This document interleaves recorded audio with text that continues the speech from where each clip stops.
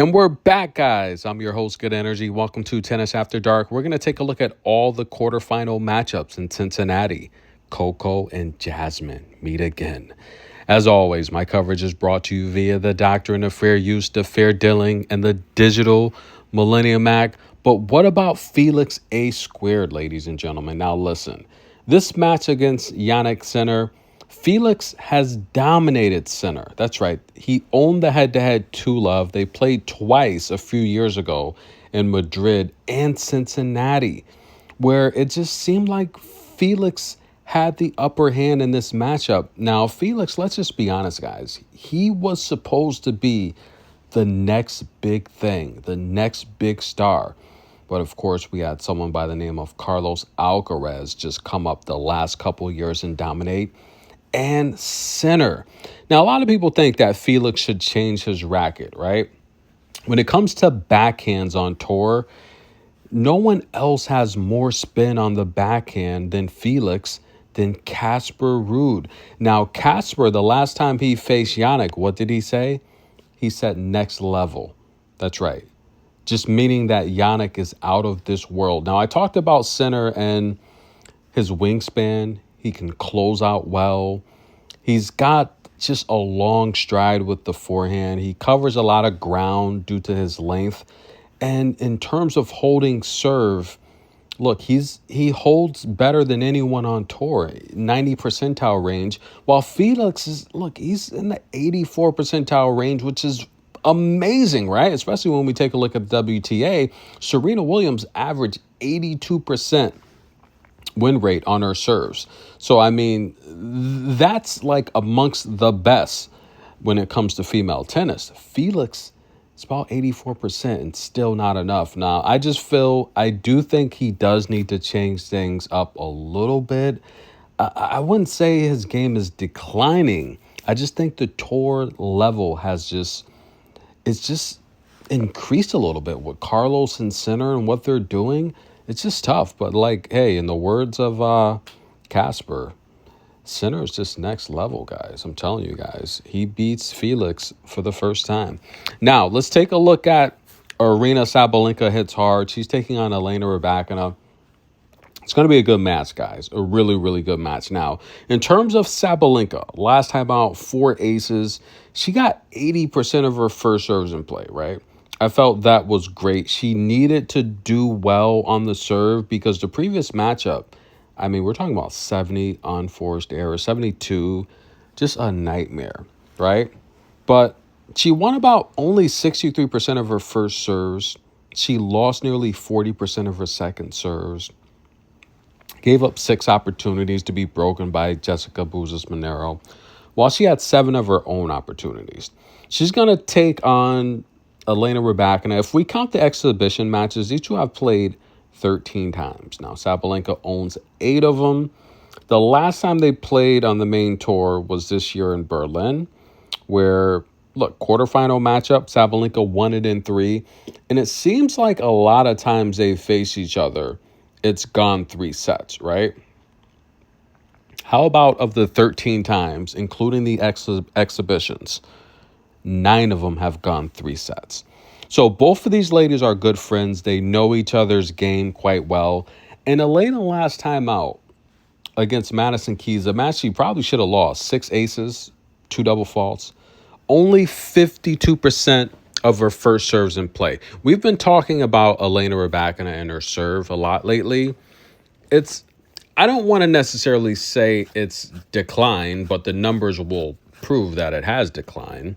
But I think she's being more conservative. I think she's taking into consideration her longevity, her health, and she doesn't want to overdo it. So with that, I would say focus on longevity. Her numbers have dropped, but she did win 71% of her first serves last time out, 63% on the second serve, but a lot of opportunities to be broken. Now, overall, with these two players, I think Elena's just a more consistent player, right? She's not going to be as risky.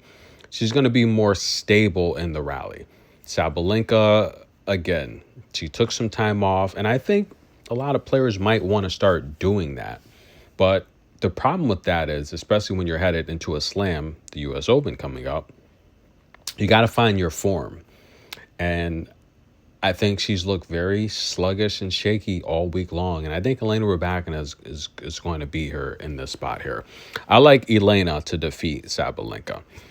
AK, Anna Kalinskaya taking on Iga. Big bad Iga. Listen, guys, Iga Swiatek, last time out, only 48% of her first serves in play. I've talked about the quality of tennis. I don't think it's good. Maybe it's the heat. Maybe players are just worn out. Fourth quarters here. Long, grueling season, physically and mentally draining. It's sloppy tennis, guys. 48% of her first serves in play. She lost 40% of her first serves. She lost nearly 40% of her second serves. Couple opportunities to be broken. AK, on the other hand, 10 double faults last time out. Only 60% of her first serves in play. 10 opportunities as well.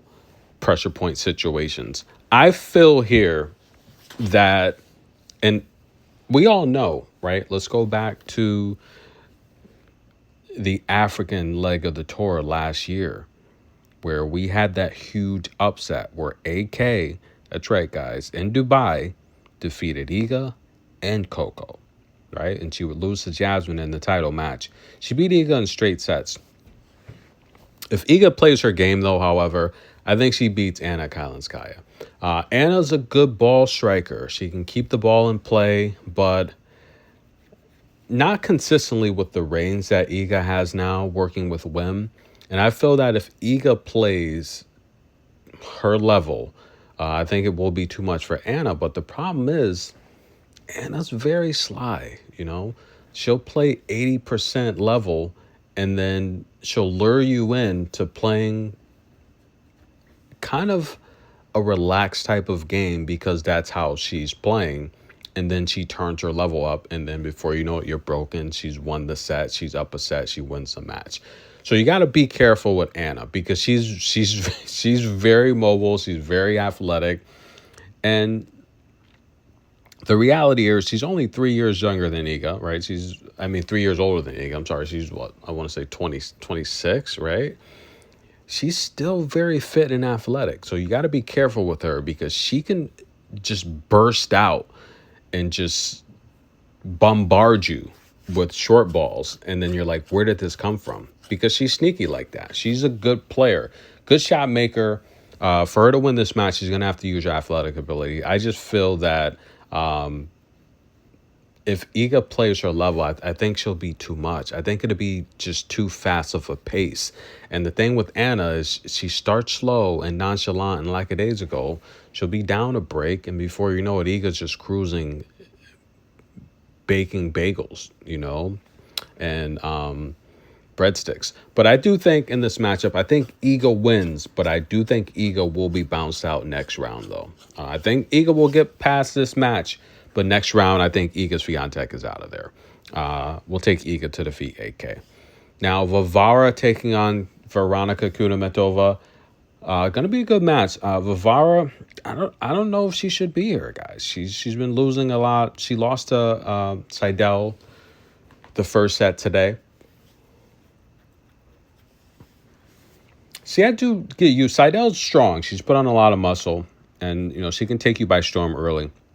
Veronica's dominated this head-to-head. They haven't played recently, but they played in Monster a few years ago, and Veronica won that breadstick and bagel. They did play at the Australian Open about 4 years ago, where it went three, little tight set there to begin, but Veronica would pull away after dropping the first set. Now Veronica's here, and she's won 4 in a row after taking out Susan Lehman's, a good shot maker, Belinda Bencic, a lot of power, Clara Tauson, a lot of power, and Magda Linette, who just has these low balls. But the problem with Linette is if you speed her up, she can't set up those balls. Magda has a game comparable to a lot of the Czech players, which is kind of strange. She's from Poland. But in terms of Varvara, look, she had to come from qualifiers, right? Ava Jovic, Katie Valinet, Sofia Kenin, Mukova, Seidel. She's beat some really, really good competition.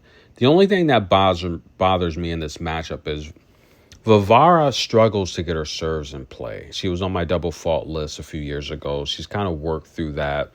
But, I mean, 45% of her first serves in play, losing 40% of her first serves.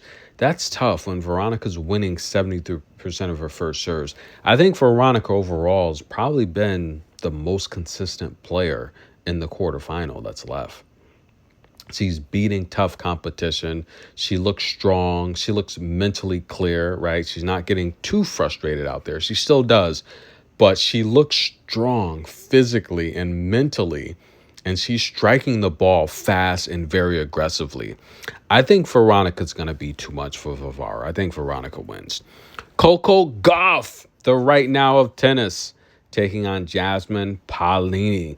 Look, this is going to be the fifth time they played. Coco won the first two. Adelaide.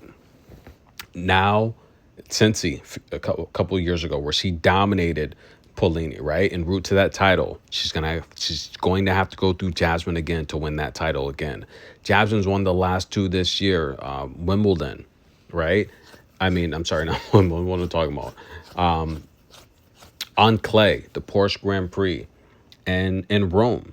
Now, I do think Jasmine's playing very fast. And I think the match against Barbora today, I wouldn't look too much into that. Barbora kind of strikes me now as someone that's going through the motions. She's not really healthy, but she'll get up for the slams. And I do feel Barbora probably should have lost a couple rounds ago. Easy match for Jasmine. Just play explosive. You're going to beat Barbora.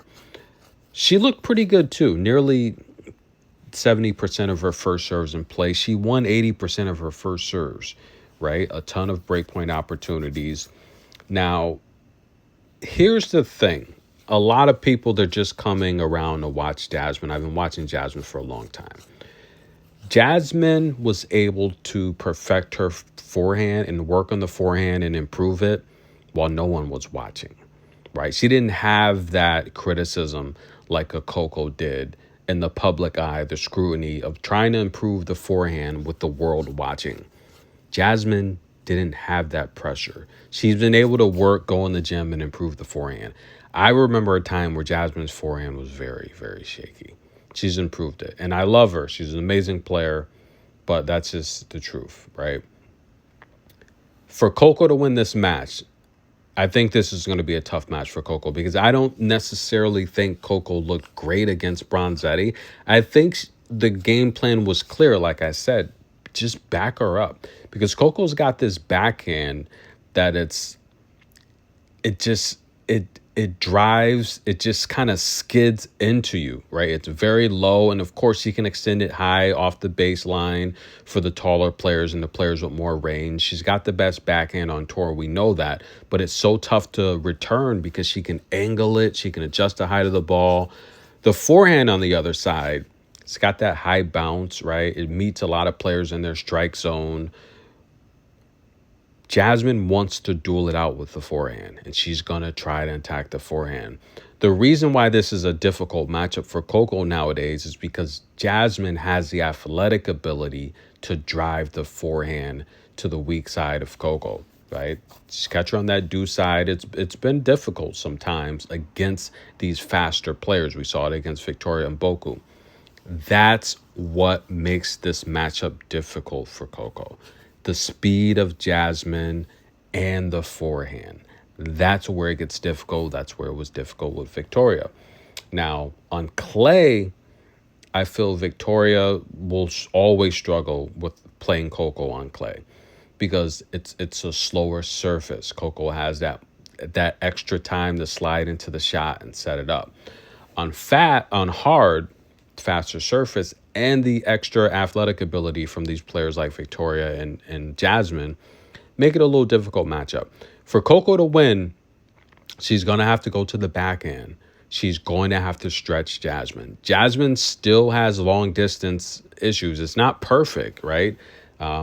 That's where Coco needs to play just like she did Bronzetti, right? Prevent Jasmine from playing vertical, keep her horizontal, and keep her deep. Coco has the better range. She'll win the matchup. I do think Jasmine will win a set in this matchup. I think Jasmine will win a set. Coco's going to have to do it in 3, and I think she will do it in 3. She'll get ahead in this head-to-head matchup again, 3-2, but it's not going to be easy because Jasmine will play fast on the forehand side.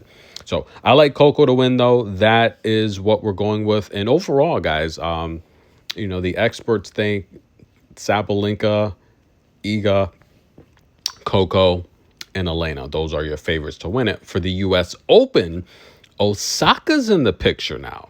So they have Sabalenka, the overall favorite to win, Iga, then Coco, then is Mira, and then it's Osaka, which is good. I want to see Osaka in there because she's playing good tennis and she's multiple winner there at the U.S. Open. So I think that's going to be great that Osaka's in the mix. And no, I don't approve how she did not congratulate Victoria. You have to congratulate your opponent.